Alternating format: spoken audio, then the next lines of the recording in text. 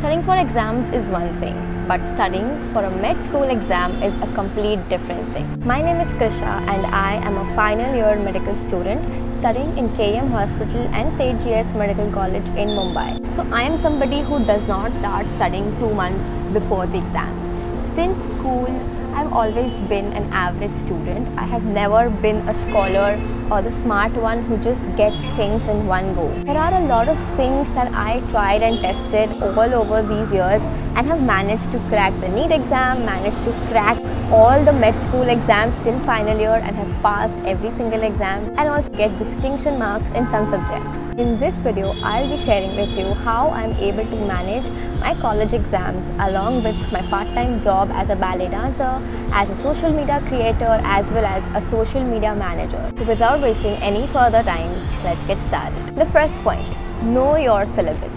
बहुत बार क्या होता है ना कि हमें exact syllabus पता ही नहीं होता है. So we end up studying a lot of things that are out of syllabus or some parts which are extra.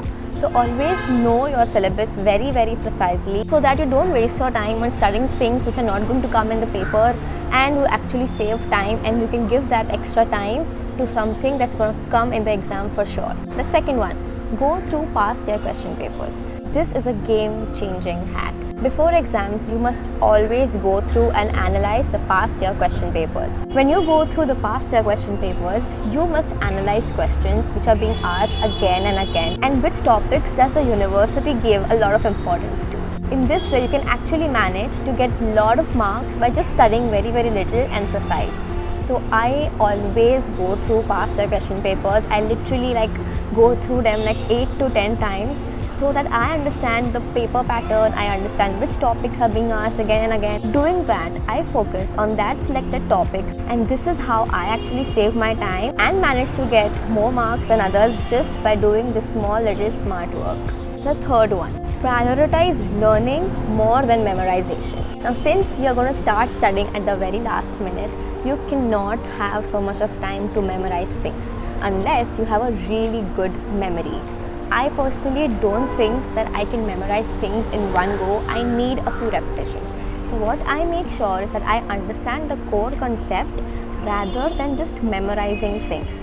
When you understand the core concept, it's difficult to forget that concept. So I always try and understand the main concept so that in exams, I just have to remember that one point and eventually describe that whole point in my answer.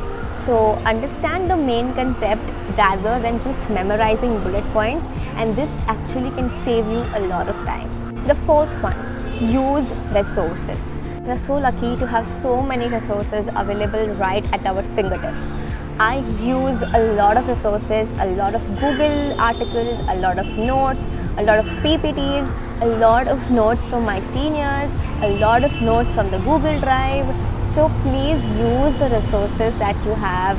Go through the books. There are so many books available online. E-books are available online, which you can go through on your phone before going to the exams. So studying from the right resource is also very important, and it can actually enhance the quality of your answer.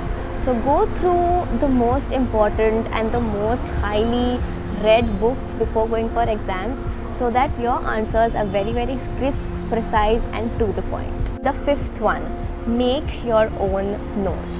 Now I am somebody who loves making notes. I am not somebody who can just read and understand things. Actually studying for the exams, I do make sure that I have my notes prepared so that before that 5 to 10 days, I just have to go through that notes which are very precise and basically just summarizes the entire topic. So I would advise you all to make a habit of making notes for every single topic so that in the end you just have to go through a small bunch of notes and not the entire thick textbooks. The sixth one, self-care.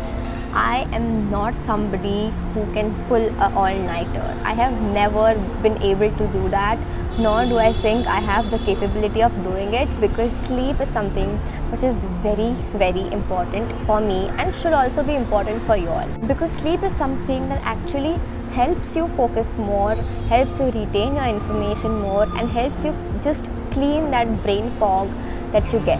Do sleep for minimum 7 hours before exams. I know a lot of you are going to judge me for saying this, but I mean it. Please take enough sleep. It's okay if you're not able to complete the entire syllabus, but sleep is important. So please try and have a healthy sleep routine, although it can reduce during exams. Like I personally do reduce my sleep time, but I make sure that I sleep for 6 hours straight before an exam the next day. So yeah, please sleep properly before exams and stop pulling all-nighter.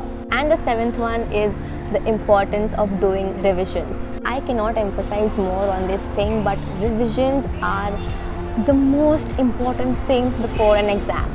It's okay if we do not complete the entire syllabus. There are a lot of times when I'm not able to complete the entire portion, but I make sure I revise whatever I have done.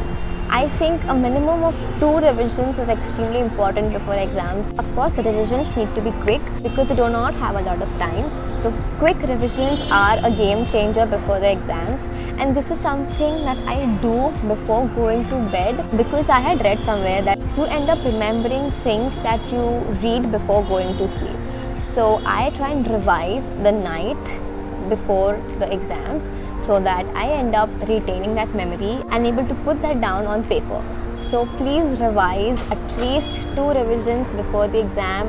It can be quick, very quick, but you need to revise the important topics before going to an exam. And the 8th one, keep a habit of making a mind map.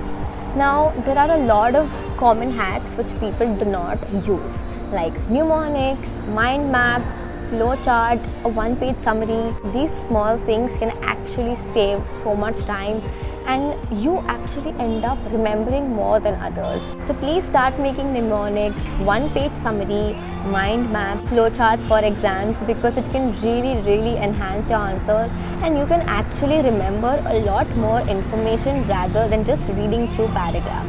So yeah, start doing the small little study hacks and you'll be able to remember a lot more. So this is it for this video. I hope you all enjoyed this. I hope these small tips help you crack your exams and you manage to pass for that exam. Thank you so much for watching this video. Do not forget to like, share and subscribe to my channel. We are very close to crossing 1000 subscribers. So please subscribe to my channel because it really means a lot to me. Take care and I will now see you in my next one. Bye.